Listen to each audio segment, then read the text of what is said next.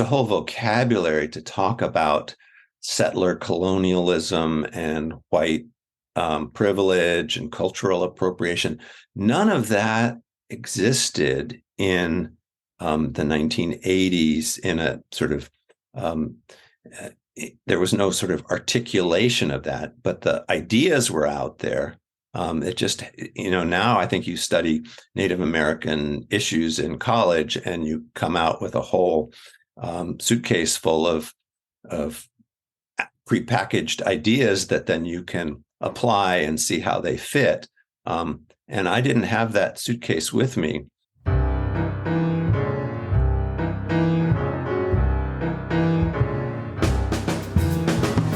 Welcome to the East Anchorage Book Club. I'm your host, Andrew Gray.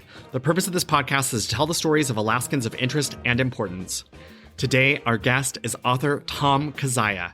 He is most well known for his best-selling 2013 book, Pilgrim's Wilderness, which was chosen by the New York Times as the best true crime book set in Alaska. Kizzia began his life here in the late 70s, based in Homer at the Homer News.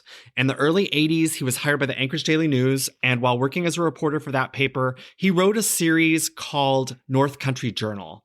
That project required him to travel to Alaskan villages off the road system and report back. In 1991, he expanded some of those stories into his first book, The Wake of the Unseen Object: Travels Through Alaska's Native Landscapes. In 2021, that book celebrated its 30th anniversary and was reprinted by the University of Alaska Press. We are discussing The Wake of the Unseen Object today. He will be back later this year to discuss Pilgrim's Wilderness and his most recent book, Cold Mountain Path, for which he was named 2022 Historian of the Year by the Alaska Historical Society. Tom Kizzia, welcome to the podcast. Thanks for having me. I just want to acknowledge that we are recording this the morning after we've learned of the tragic passing of Gene Patola Jr. I bring it up because I know that you, in your acknowledgments, you acknowledge his father, Gene Patola Sr. So I assume you knew his dad. I don't know if you knew him. Yeah, it's just, it's such a deep knot of people out there, Yeah. So did his, I assume his dad helped you with the section in the YK Delta or Oh yeah, just all over. I'd known him for several years before working on those stories, and just his breadth of knowledge of the region and of the issues. He was a person you could just call up and talk to and find out a lot about what was going on without having to sort of slap it into the newspaper the next day. And did you know Gene Patola Jr.? No, I didn't. No. You didn't? Okay. Well, yeah, definitely thinking of the Patola family today. Well, tell us about you and your childhood. Where did you grow up? I grew up in the suburbs of New Jersey and went to college in Massachusetts, in Western Massachusetts, and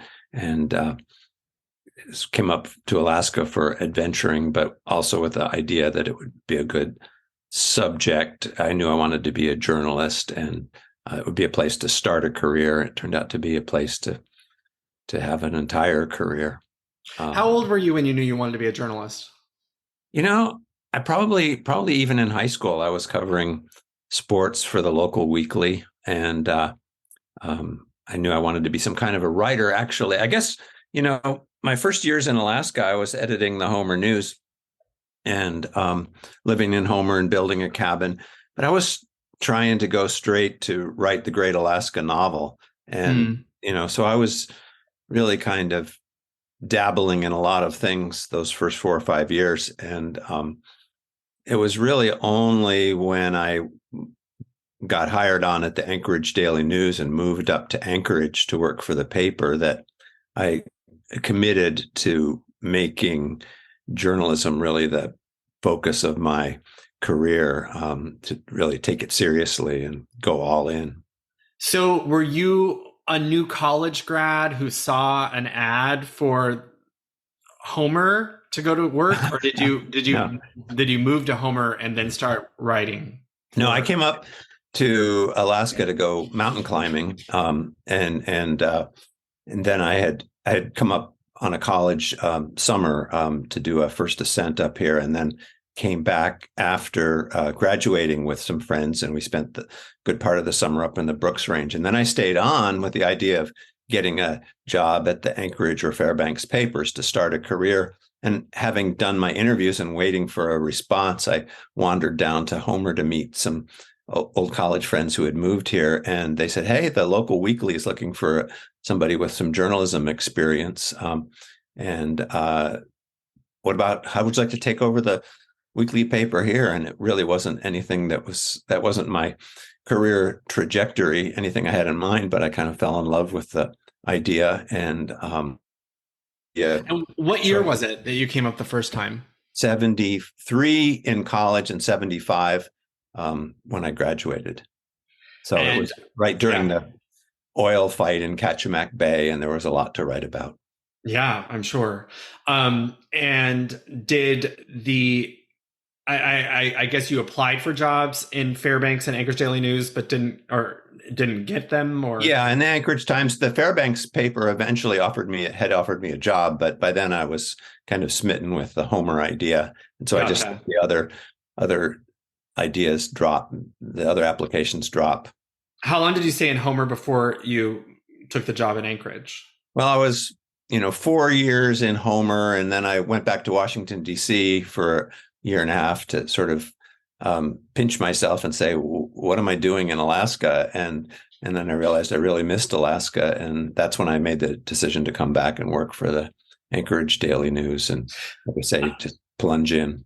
I bring it up because when you made the pitch to do reporting from rural Alaska, you separated yourself from the other reporters working there, that you were the only one who had lived outside of a big city in Alaska, that you sort of pitching Homer as, a smaller, more rural setting, and therefore you were the right person for the job.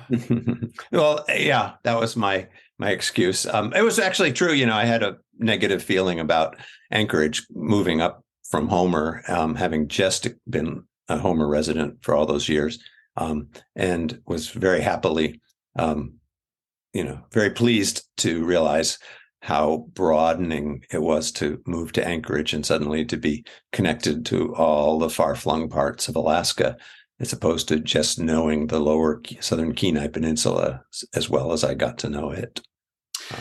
Can you talk a little bit about working for the Homer paper, and then what what it was like working for the ADN in the early 80s, and just that for a lot of our listeners, I would guess that journalism 40 years ago was very different than it is today. And if you could just give us a little flavor of what that time period was like working as a journalist. Well, working at the Homer News was basically like I was the editor of my college paper, and I was kind of doing the same kind of wacky things for the paper here. Like local interest stories.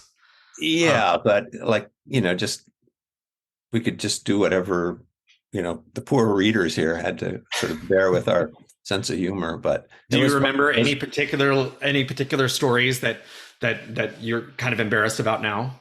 Embarrassed about? No, I think, we did great. It was really, it was a rich time. And if the funny thing is that I had several of my friends from college who came up and were equally smitten by Homer and sort of succeeded me as editors for the Homer News. And they all went on to, actually big national careers. So it was kind of, for many years, the Homer News was kind of the AAA ball club of Alaska journalism. A lot of reporters who went on to the Anchorage Daily News started at the Homer News. But when I went to Anchorage, it was kind of the golden age, because the McClatchy had just bought the Anchorage Daily News, the struggling morning paper that was really about to die. In the late 70s, some of the best journalists in Anchorage had coalesced around a statewide weekly called the Alaska Advocate, and that was going to be the surviving alternative to the powerful establishment Anchorage Times after the Anchorage Daily News died, because it was withering on the vine there. Then when the McClatchys came in and decided to pump a lot of money into a real newspaper war and fight back, they hired the Alaska Advocates leadership to run the Anchorage Daily News. So it was the best of all worlds from my point of view. I had been writing some for the Advocate, but from Homer. So I knew them and they knew me, and sort of welcomed me into the fold there in the early 80s, just as the newspaper war started. So it was a great time to be writing, because they had money to put into projects that, like the North Country Journal series. That Before you did the North Country Journal series, what was your beat?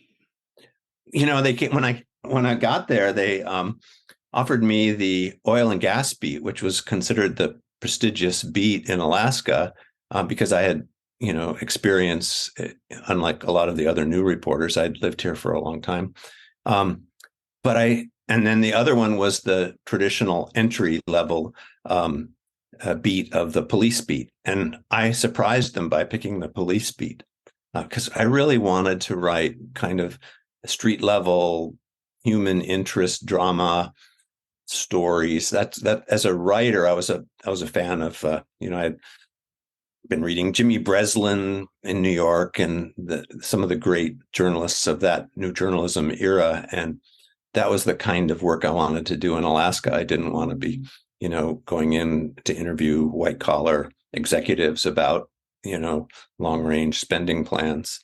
And it was a great choice. It really affected my life, and gave me the opportunities to move.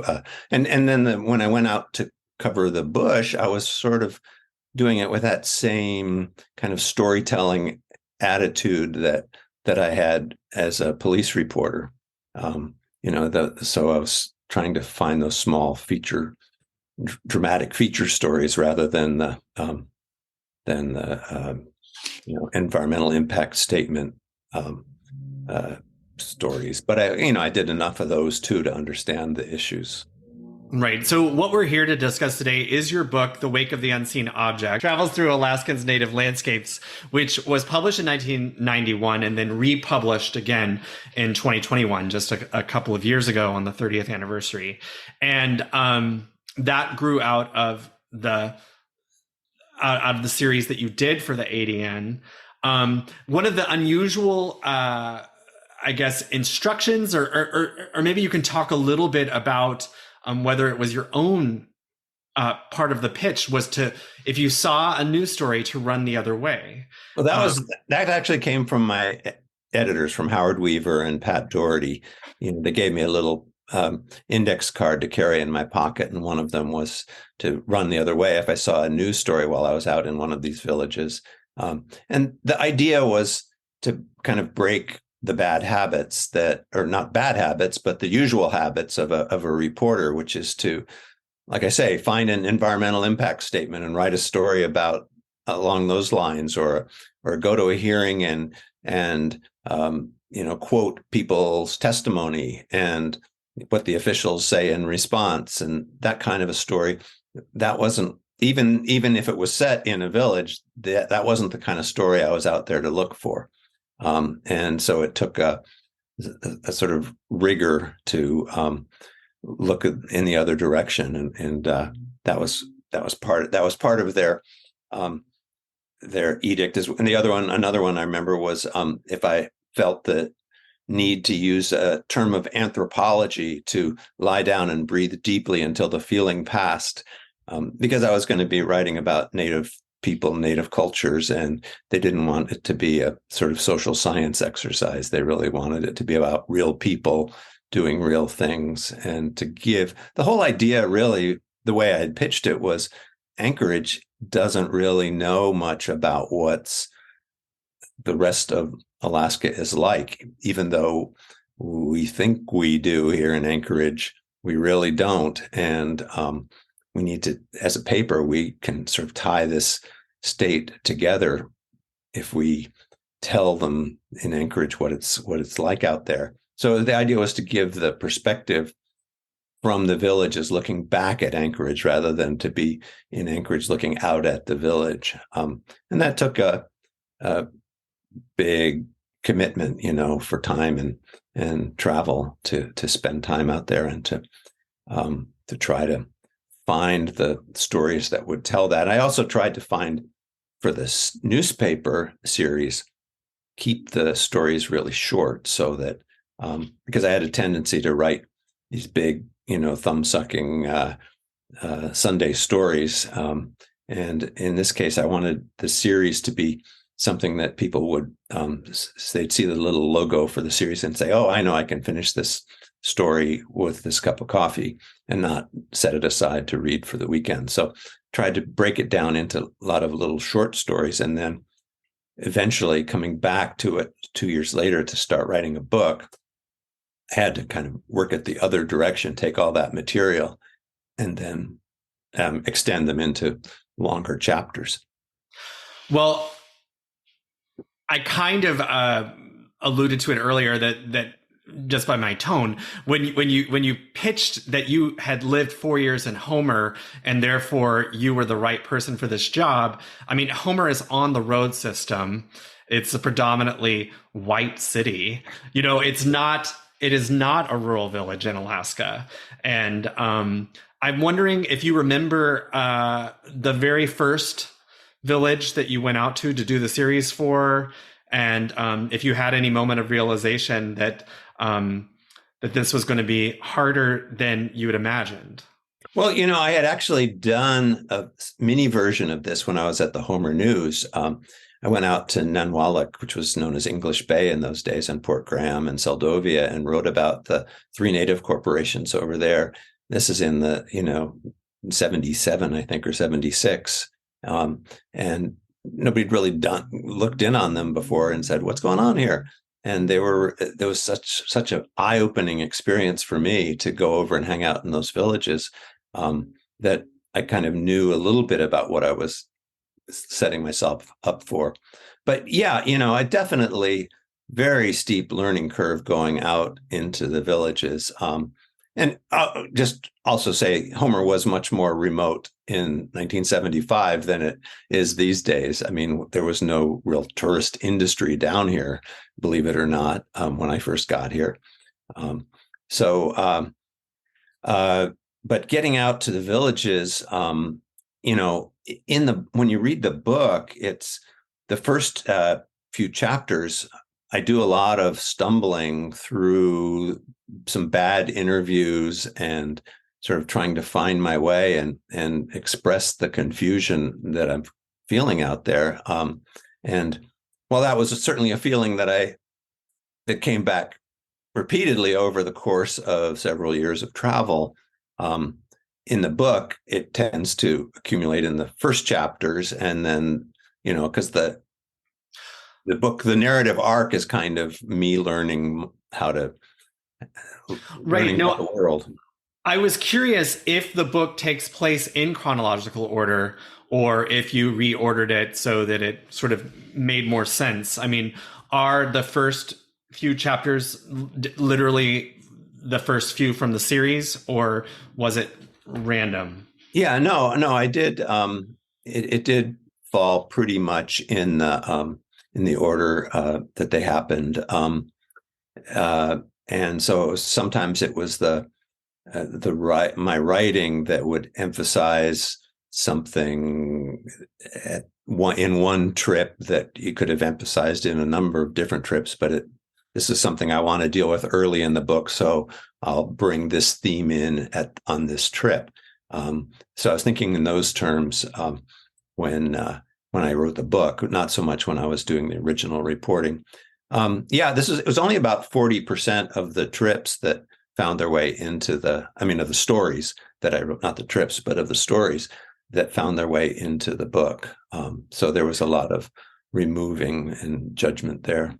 Right. So only 40% of the stories, but you said you expanded them for the book. I mean, obviously, like the namesake of the book, The Wake of the Unseen Object, that's a pretty long chapter. I would imagine that longer than one cup of coffee. Right. Well, So that was, yeah. that was that's the concluding chapter. And it was kind of the final summer of my travels. And it was, in a way, the place where I felt like I broke through the farthest into understanding what was going on around me, and being able to. Right. Well, I would point out that you're in a very remote store when some, I don't know if they're fish and game people, two State white troopers, troopers come in, and you felt, you kind of acknowledged that you recognized the strangeness of them walking in, because you felt that you'd sort of immersed yourself enough that you could feel how strange it was to see these two white men walk in to basically tell folks what's going to happen here. Yeah, that was it. Yeah, I kind of shrunk back into the shadows just to see what was going to happen. Yeah. And I guess that kind of leads into the big question that comes up in your intro to the 2021 edition, in which you state that a book like this wouldn't be written today. And I'm wondering if you could just expand a little bit on that and the feeling of how or why a book like this could not be written in 2023. Yeah, well, I said that, and I was hoping people would argue back against it. So, I sort of believe that I believe it would be much more difficult and much more challenging. But, for one thing, there's been a lot of changes in the villages compared to when I was traveling there in the mid 1980s. Much more worldly. With the internet and when I was there, television was just arriving, and that was one of the things I was writing about. And the villages have had a lot more construction. They have a lot more people coming and going. There's a way of shunting visitors off into certain housing. A lot of that didn't exist, and I found myself, sleeping on people's couches and invited in. Always, declaring who I was as a reporter traveling around for the Anchorage Daily News. Really grateful, and learned a lot about the hospitality in the villages, and tried to be respectful, so that if sometimes somebody, I wasn't going into somebody's living room and then writing about what a mess it was.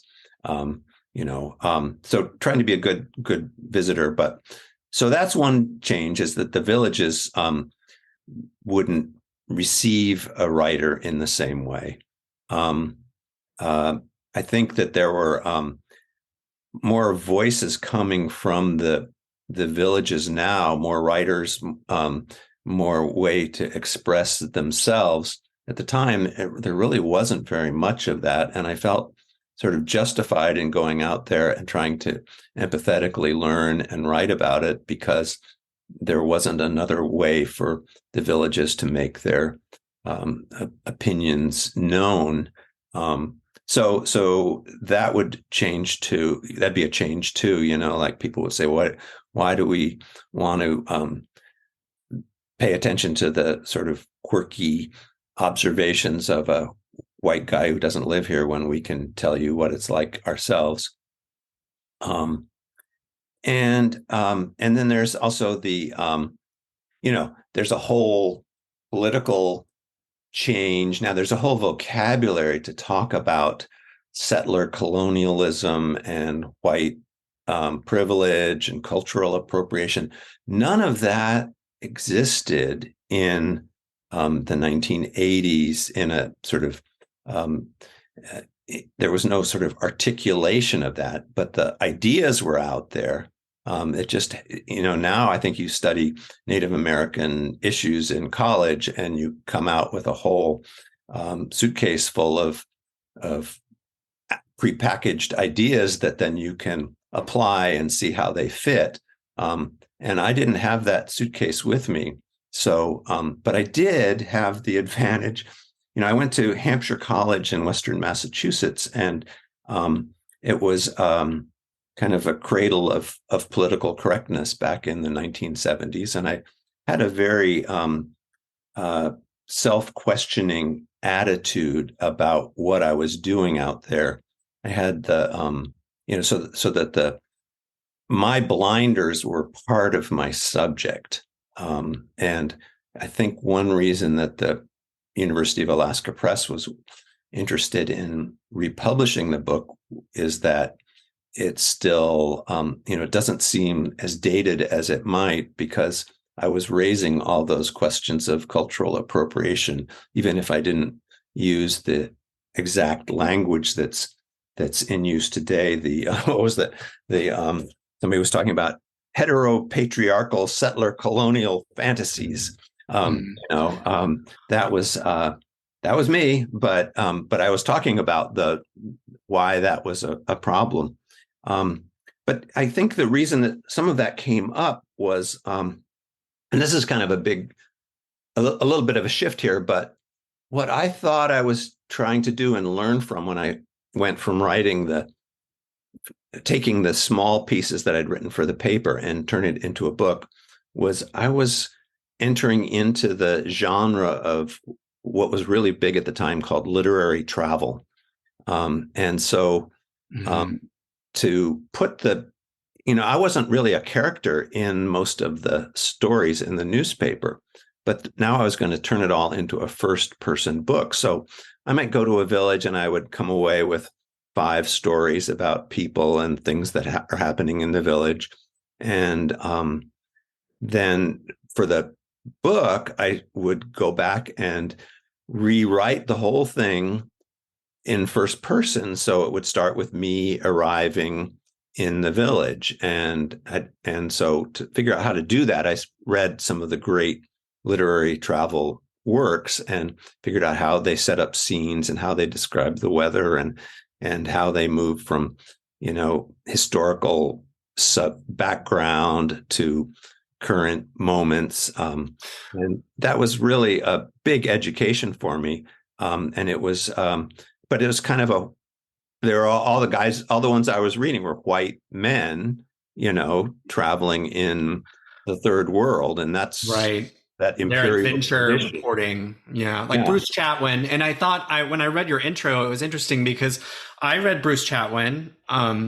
They're really exciting, great books. I think what we know now is that there was a lot of literary license happening there. There was a lot of making the plot better than it probably was in real life. And you made a point of saying that you weren't going to do that, that you were going to be very accurate. Did you tape record anything? Did you bring a tape recorder with you to the villages? No, I usually didn't work with tape recorders in those days. Very rare. So, I mean, it makes it difficult to do dialogue if you're going to be really accurate. Mm-hmm. I would pull out my notebook and set it on the table, the coffee table between us, and I would take notes. And so they had a sense of being on the record. I didn't want to sort of sneak off and then quote them afterwards. And people didn't seem to mind for the most part. And when they did, I wrote about that too. That was, but I was working under the standards of a newspaper journalist.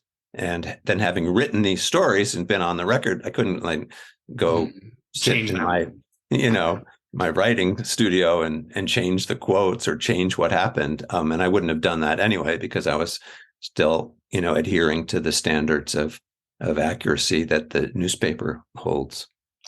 Well, one thing that jumps out to me, and this is just reading any of reporting from the 80s and 90s, is the use of the term Eskimo, which we don't really use.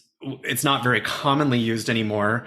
It's and then used in the context that you would hear it Eskimos, Indians, and Aleuts.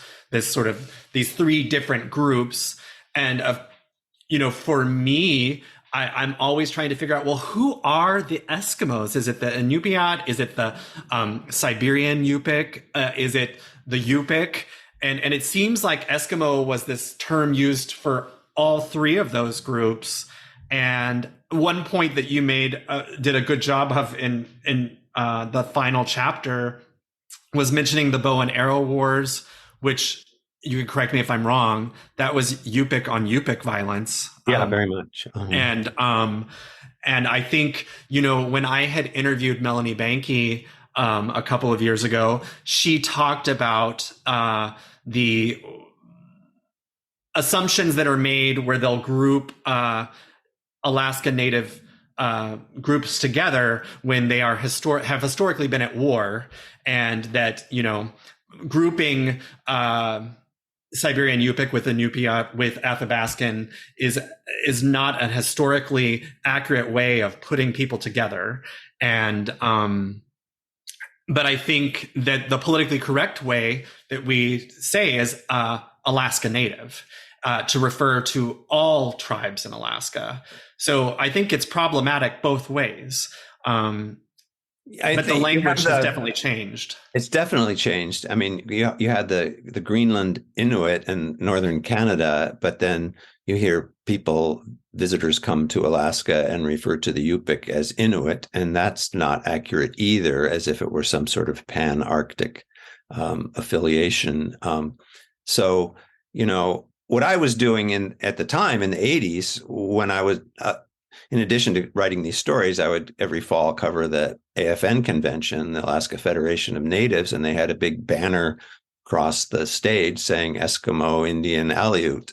That was their proud proclamation in those days. So there was no real aversion to using those phrases at the time. And when we were going to reprint the book, I sort of pondered for a while correcting that throughout, but it would have required just a wholesale revision of the book. And really, it was meant to be a reflection of what Alaska was like in the 80s. So it seemed appropriate just to keep it the way I wrote it originally, while acknowledging these changes in the new introduction for the new book.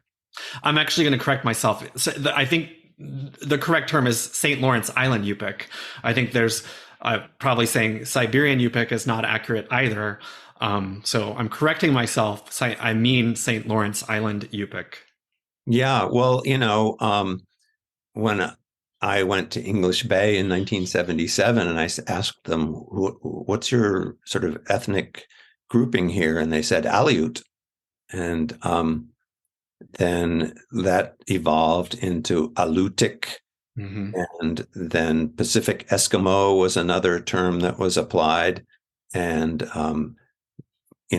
finally, Sukpiak was the actual self-designation that is used now. But if you refer to Sukpiak, you've got a kind of a small part of Alaska. You need to acknowledge that, but it doesn't really explain how they fit in with other groups or where they're where the lines are. It requires a whole paragraph of explanation when you get into each local designation. It's evolving, and I figured even if I changed it in 2021, it would be outmoded by 2031. So probably better just to keep it as a portrait of the 80s. And that's one of the things that's kind of exciting to see this book survive and come back again, is, the old cliche of journalism being the first rough draft of history. And that's what I was writing. And now the book is kind of a work of history in that it's a depiction of what Alaska was like in the 1980s. And it has a kind of a second value apart from its original intent. Had you studied the Yupik language before you started working on these stories? No. I was able to learn from on the fly, but did you actually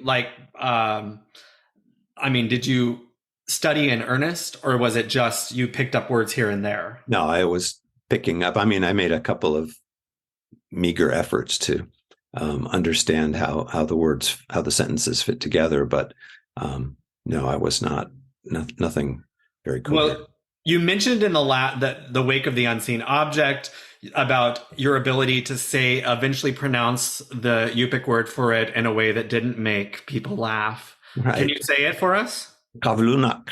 That was a word that I learned out there was they would see the fish, the king salmon coming into the river, and they could see the wake on the surface of the water. They couldn't see the fish itself, but they could see that there were fish moving. I've seen that with silver salmon coming in to the Anchor River, and the word was kavluk, was eyebrow in Yupik, and they said the fish are making eyebrows.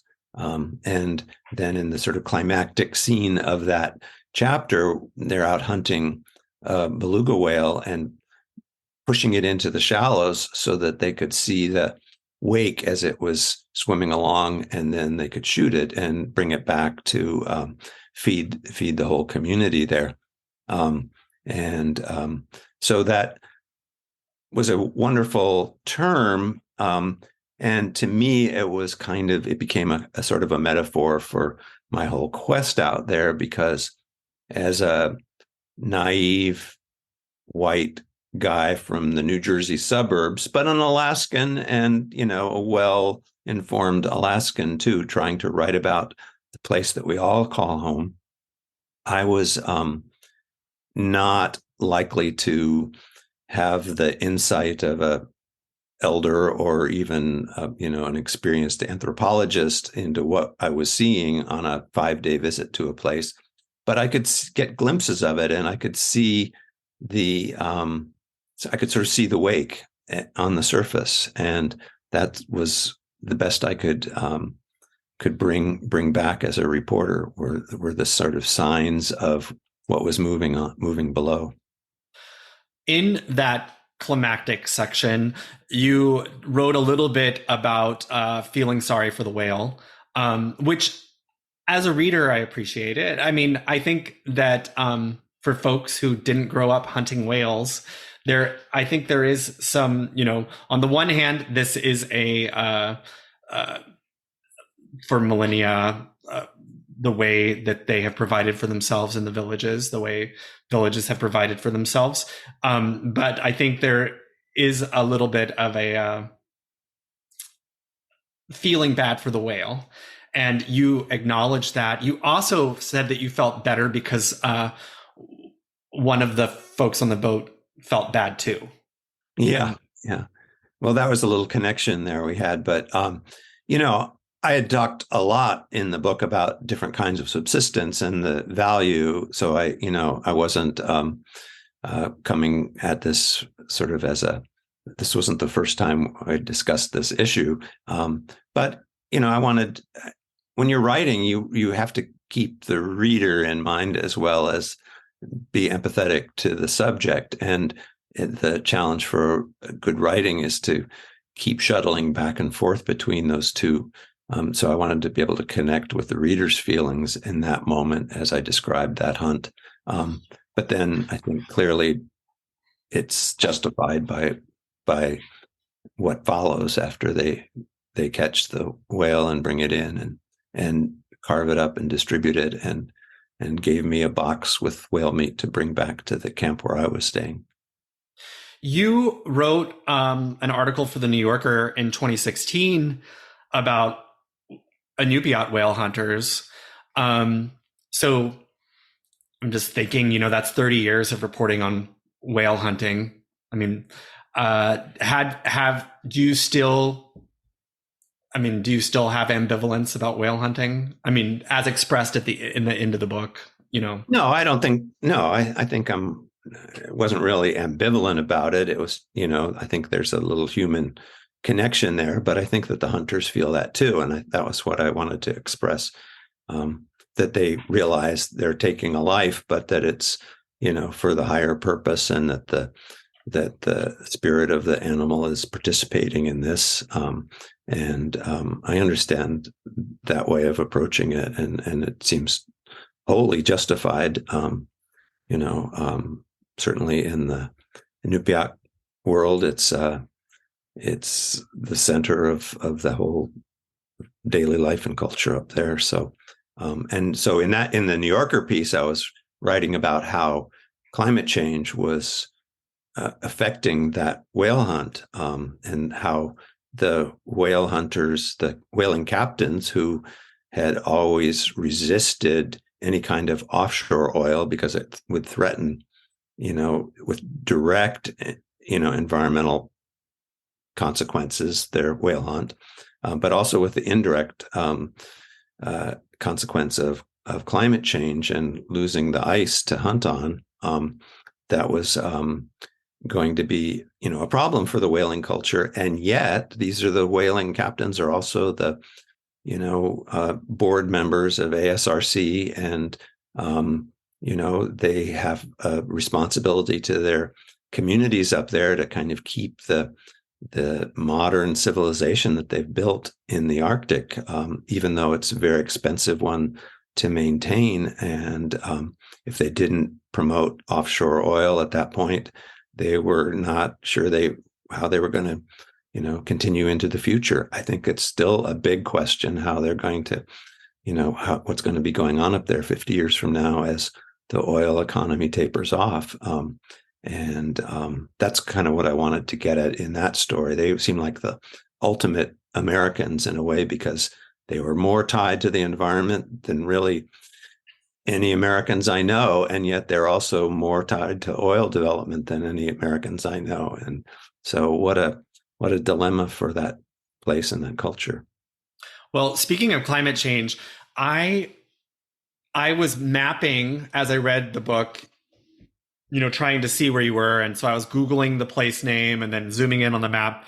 And the last chapter on Scammon Bay, when they take their skiff up to Black River, that required some fancy some fancy searches to actually find that particular Black River, because there's a few. But when you do that, so I encourage people to do this. If you just zoom in on Scammon Bay and then go north, you wrote about it. You talked about how this all of this land is it's sort of Swiss cheese like, with lakes and rivers and tributaries, the whole delta. But it's just such an enormous, vast amount of land.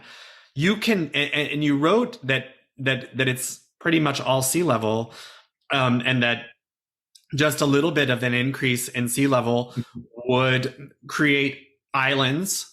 I don't know, would just vastly change the map of Western Alaska, because so much. And I think just looking at that, the Google map and zooming in and just seeing how much more water than land there already is really instructive. I'm afraid I was probably being a little flippant when I wrote that in the 80s, about, gee, if the water comes up 2 feet, you're going to have, that mountain out there is going to be an island, and there's, we're going to lose 50 miles of tundra. But yeah, I haven't actually heard much discussion of that in the current day. I think the erosion issues out there are maybe a precursor of that. I want to go to the book. I'm going to use the first. Which edition do you have in front of you? I can use. I have the original one here. Okay, the original one's easier for me to do. So page 40. On page 47, this was when you were in Wales, and I'm pretty sure, is that what I'm talking about? Mm-hmm. Yeah, and this is when you're climbing, sort of the burial mound, which my experience as a reader in this section is, wow, you really maybe shouldn't be doing that. Like, I mean, there is a little bit of like because you talked specifically about finding the remains of graves and seeing bones, and I don't know. Can you talk about that particular visit and that particular, Sure. independent expedition? Yeah. Did you want me to read that? Well, yeah. Can you read? It was. Yeah, Um, go ahead and read those couple of paragraphs because that's when you came upon the weathered boards among the rocks. yeah, I came upon a few weathered boards among the rocks. Pieces of a coffin? Delicate curves of driftwood lay nearby. I stopped and looked more closely. The driftwood fragments were gray, deteriorating animal bones, whale bones, caribou antlers, left to mark the grave of a hunter. I descended to a ledge below. More boards were scattered about. Wedged between two small rocks was the top of a human skull. Whether it was because I had come upon a central burial zone or because I adjusted my vision, knowing what to look for, I found the remains of other graves on nearby ledges. Objects were dispersed over a wide area, as if the old cairn graves had flown up mystically and scattered themselves. Sometimes I would come across a human bone or two, but mostly there were remains of animals and personal belongings, the rusted barrel of a rifle, a chipped enamel coffee cup. I touched nothing, but felt like a voyeur. Even pulling out a notebook to write down what I saw seemed a defilement, a damaging exposure that might arrest these things in time, inhibit their return to wind and dust. So I was feeling a lot of confusion out there. To be clear, this is a big mountain behind the village, and it's a place along the slope up there. And I knew that was where they had traditionally, before the creation of the cemetery with the, church crosses down on the beach. This is where they had traditionally buried people, in the past, laid them out in the open. I had asked a number of people, is it okay if I walk up there? And I said, yeah, but don't touch anything. So I had cleared the going. I wasn't just sort of doing it as a, arrogant visitor, but I was full of doubt being up there. And that's kind of the climax of the first chapter in the book, which is really to open these questions about what is my role out here and what is what has survived from the past and how what is the meaning of that earlier life that the village lived and how does it carry forward into the present. So I was sort of using that to open up a lot of questions that don't really get necessarily answered in that chapter. I was trying to frame the questions rather than say here's what the answer is. I want you to read another paragraph from page 92. This is when you're in Golovin, and I think for folks out there who haven't read the book, you bring your own tent and you stay in a tent. Did you stay in a tent everywhere, or not everywhere? But sometimes I didn't want to be totally abject, showing imposing up. Yourself. Yeah, right. Sometimes people would invite me in to stay, but if they didn't, I could take care of myself. Mm. So this is when you're waking up in Golovin. So if you'll just read that paragraph on page 92 that starts with "I stood in the deep sand." I stood in the deep sand outside my tent and stretched and looked across the bay. Shafts of light moved on the tundra hills. The emptiness seemed forlorn.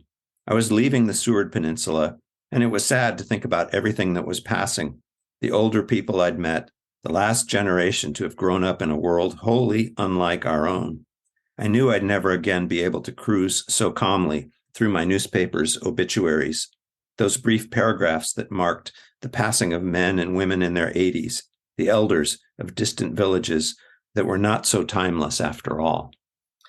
Yeah, I wondered, did you follow the obituaries? Well, yeah, I certainly did. To this day, I because I've lived here so long and traveled so broadly, I always read through the names in the obituaries. And I think that was partly a moment to just make an important distinction that I tried to make throughout, that instead of seeing these sort of remote native villages as some sort of timeless, surviving part of another world, that it's really a contemporary place with real people, and that this is uh, trying to understand it as part of my world and not just some romantic other. But that again is fairly early in the book, and there's a bit of a literary effort underway in that paragraph, because I didn't want this book to be an elegy for a lost world at all. I wanted it to be about the contemporary world. And a lot of that chapter was about a really interesting young man, an Apache, who had come to Golovin to sort of impress upon the elders there that the old ways could still be lived. And he was more into it than he was from Arizona, as I recall, or California, but he was really more into the old ways than a lot of the young people in the villages. And he'd made nice connections with some of the elders in that way. But it was a sort of a interesting contrast between him and, his evangelizing for the old ways and the realities that I saw around in the village. So I was sort of building that elegiac quality in that particular paragraph, because it was a contrast to saying goodbye to Nasha in the next page. So I could have probably written a very happy paragraph about getting out and being so excited at all my great experiences here, but in terms of the flow of the story, I wanted to stress that sort of mournful feeling there. We're getting towards the end of our time, so I'm going to kind of combine a couple of my last questions together. But the parts that were really, I guess, eye-opening for me was the chapter "The River People," the chapter "The Yupik Nation," about tribal sovereignty and these moves for independence that I personally was not educated about. And I assume because you were here for Anilka and that Angsa and Anilka were sort of part of your journalistic vocabulary, especially in those late 70s, early 80s. But were you tracking, was that well reported at the time? Were people talking about tribal independence? Oh yeah.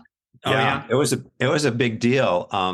And that was really one of my main subjects as a reporter in the 80s. And at the AFN meetings, it was all brewing just kind of under the surface, this sort of second generation reaction to the land claims corporations and the village level push for bringing tribal councils, tribal governments back into the foreground as a alternative. At the time, it was different people and different generations. And I thought it was a really fascinating subject, but it was controversial for a long time. I remember I remember one time writing a story at AFN and going up to the front, and Willie Hensley was up there, and he said, "Kizzia, your stories are all full of shit." And in fact, the story I had written that morning did have a paragraph that was full of shit, because it was I had said something about Oliver Levitt was one of the new corporation guys who drove around in a Mercedes. And in fact, he didn't have a Mercedes. I had been told that, but I hadn't double checked it. So that was a lesson to a young reporter.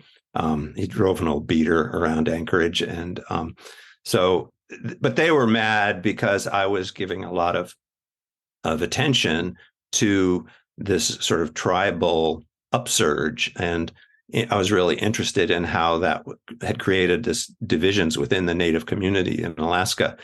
And, flash forward 40 years now, that it's no longer even, remotely an issue, because the tribes are so well placed and so powerful, having a lot to do with changes in federal policy, and especially doing away with the regional nonprofits as the health corporations, and instead funneling all that money through the tribes, all the healthcare money through Native consortiums. So now, there's co-equals, I think you could say, with it, and to kind of, it's really becomes a portrait of a different time, and a kind of, I think, an important, I would say, historical document to go back and remember where all of this began, because you couldn't find people now to sort of admit that there were such strong cultural clashes within the Native community, which just reminds me of, there was I think it was Edmund Wilson, the great writer from the 30s and 40s and 50s, who once was writing about, he discovered that, my gosh, I've been writing about upstate New York for years, but I didn't realize there was a big Iroquois community here, and they're full of interesting internal politics. And he said what he learned is that every 10 years or so, a journalist will come along and discover Native internal politics. And basically what they do is they lift the lid on a kettle and they peer inside and say, yep, it's still boiling, and then put the lid back and move on. And, I kind of felt like that was what I was doing in the 80s in a way. But I think it's that boiling is hugely important to Alaska. And that's why I really wanted to get that into the Anchorage Daily News. Last question. Are there any particular memories that you have from reporting on this book that might surprise me? Because I would say from reading the book, I feel like the namesake chapter at the end with the whale hunt seems to be, it is the climax. It is the most memorable part. Are there any that you think about frequently that might surprise a reader of the book? I don't know. I think when I've gone back out to a few of those places, I'm sort of surprised at the changes, but no, I don't know. I think that one thing that I will just say, the sort of most gratifying follow-up was when the folks from Black River made sure that I came to a Native dance performance, 5 years or so after the book was published. And they had composed a dance based around Kavlunak, which they had never really, it was an important term to them, but they hadn't really thought of it as a metaphor the way I had used it. And now they had a whole dance about sort of watching for these eyebrows, and they wanted me to come and see their dance. So I felt very honored by that, and tickled by that. I do want to talk really fast about Tetlin. That was an area where it was really hard for you to get in. And I think what I thought about in that section, you had written, I think it was in Lower Calskag, and I'm probably getting them all wrong and getting them all mixed together, where you had talked about how a white man had to be married in to really get into the community. But then you actually wrote about a white man who had owned a store, I think, for 26 years or so, and was not married into the community. And so you were kind of basically, you made sort of a general statement, and then you immediately provided an exception. But what I thought was interesting is he had been in that very small community for 26 years. That's how he learned the community. But you as a reporter were not spending 26 years in any one community, because you were, reporting on communities vastly different communities, separated by crazy geographies, and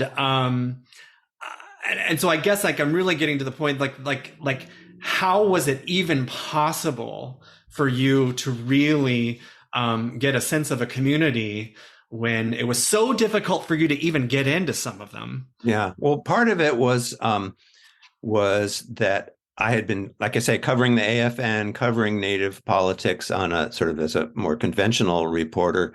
And I'd gotten to know a lot of sources, both Native leaders and, Native rights attorneys, and even like accountants who worked in the villages and teachers and things, through Anchorage and through statewide connections. And they came to trust my reporting, and I would have conversations with them. They don't show up in the book, but often there would be somebody would say, you should go to such and such a village and look up this person because their family has this great story.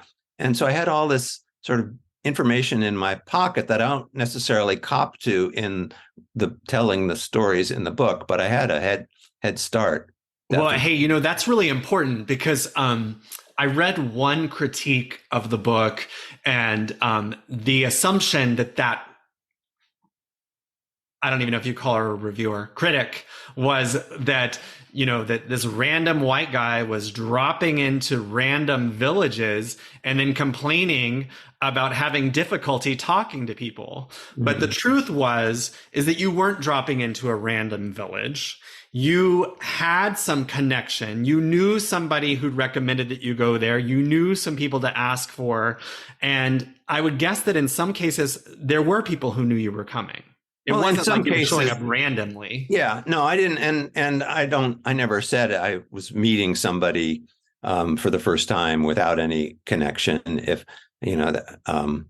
that was not the case, there was definitely some showing up and then looking up somebody while I was there and saying, hey, Andy said I should drop by and say hi. And, so there might be a kind of a improvised moment there that was directed, and sometimes they worked out and sometimes they didn't. Hey, one more last observation since we're at the end of our hour, but one thing that surprised me was just how often there were folks who didn't speak English. And I think what we hear a lot in Anchorage is that these languages are dying, and that intense efforts need to be made to save these native languages. And I'm sure that probably there's more English now than there was 30 years ago.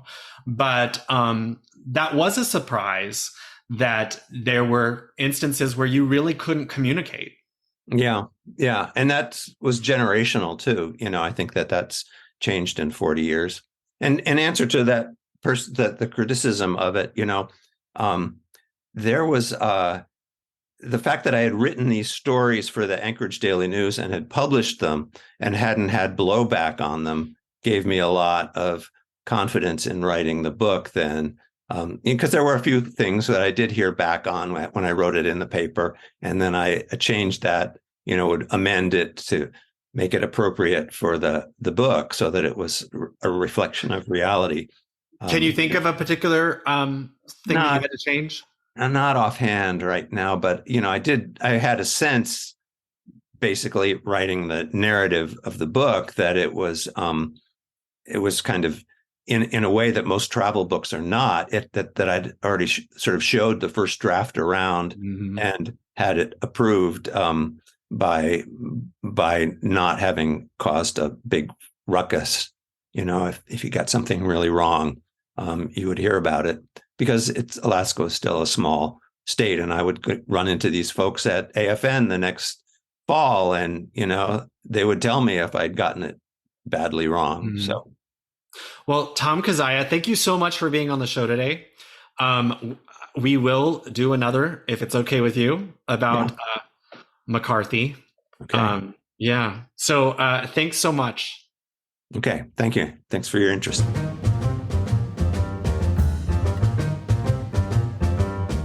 Thank you to Maya Narong for making this podcast listenable.